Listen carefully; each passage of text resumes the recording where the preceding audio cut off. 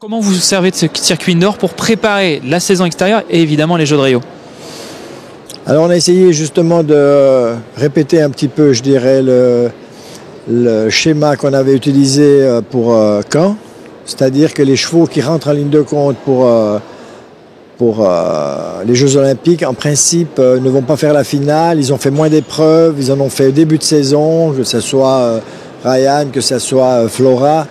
Et après, ils ont été ménagés, ils ne vont plus courir d'épreuves. Ils n'ont plus couru d'épreuves Coupe du Monde cette année. Donc, ils ont été un peu au repos et puis ils vont reprendre la saison pour être prêts pour sauter à la Baule. On a fait des programmes individualisés avec une dizaine de chevaux.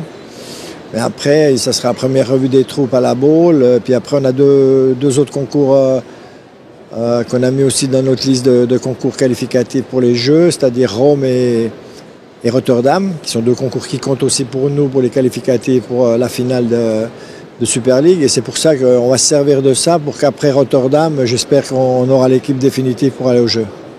Alors justement, quels vont être les critères pour vous de sélection? Comment vous allez constituer le groupe A et le groupe B finalement? J'ai une longue liste quand même d'une dizaine de paires qui rentrent en ligne de compte. Mais bon, c'est sûr que j'en ai 4 dans la tête, mais il y a beaucoup d'impondérables quand même dans ce sport. Il y a des questions de forme. Il faudrait voir si on peut amener les chevaux en forme au bon moment ou si on y est trop tôt. Des chevaux qui vont être blessés parce que malheureusement ça arrive toujours dans ce sport.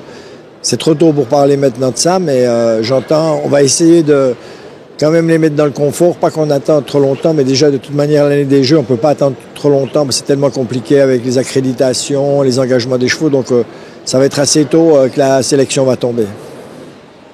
Alors les Jeux Olympiques, c'est une épreuve particulière. Vous les avez déjà vécus, vus, suivis. Comment ça se déroule justement au niveau des épreuves? Comment techniquement les cavaliers doivent s'organiser pour arriver finalement en bonne forme pour la finale? Mais c'est vraiment, c'est ce que j'essaie toujours de leur expliquer, c'est un concours qui est vraiment différent parce que les cavaliers, ceux qui n'ont pas beaucoup d'expérience à ce niveau-là, pensent toujours que les Jeux Olympiques, c'est un concours comme les autres, mais c'est vraiment pas un concours comme les autres, comme je dis toujours, parce que on n'a plus nos fans qui sont derrière nous, mais on a le pays entier, donc c'est une autre pression, c'est un sport, c'est un moment planétaire pour nous. C'est le moment où on peut vraiment rentrer dans la lumière au niveau mondial, donc il faut vraiment essayer de se mettre dans les meilleures dispositions possibles. On a prévu, on va faire un stage, on va aller à la cérémonie d'ouverture, on va essayer d'avoir le groupe le plus soudé possible, parce que justement, je pense que on a une équipe quand même, normalement sur le papier, qui est dans les favoris. Donc on va essayer de mettre tous les atouts de notre côté pour faire le meilleur résultat possible. Les Jeux Olympiques, ça représente combien d'épreuves à suivre justement pour les cavaliers et sur lesquels il faut tenir finalement? Alors ils ont la première épreuve qui est déjà une épreuve qualificative. Après il y a les 2 manches de la Coupe des Nations.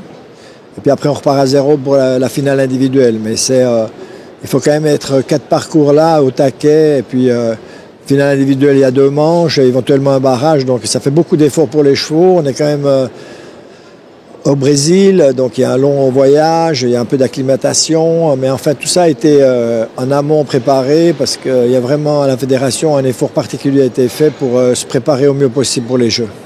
Dernière question, parmi les couples que vous pressentez, est-ce qu'il y en a certains qui sont vraiment faits, en tout cas parmi les chevaux, faits pour supporter ce type de compétition? Oui, en principe tous. J'entends les chevaux qui rentrent en ligne de compte, on regarde quand même que ce soit des chevaux qui aient du métier, qui aient du moral, qui soient des guerriers, avec des cavaliers les meilleurs possibles. J'entends, il y a beaucoup de facteurs qui rentrent en ligne de compte, parce qu'on dit toujours les Jeux, justement, comme je disais tout à l'heure, c'est quand même un peu différent des autres compétitions, donc il faut quand même des cavaliers qui ont un peu de vécu. Et si on peut dire, c'est peut-être la seule chose, c'est si les Français avaient eu vraiment des problèmes à Londres, c'est quand même parce qu'ils avaient 3 cavaliers qui découvraient les Jeux. On n'aura plus cette excuse cette année parce que, en principe, il n'y aura pas 3 cavaliers qui découvriront les Jeux cette année. Philippe Garda, rendez-vous à la Baule alors, et puis bonne chance à l'équipe de France. Merci, à vous aussi, merci.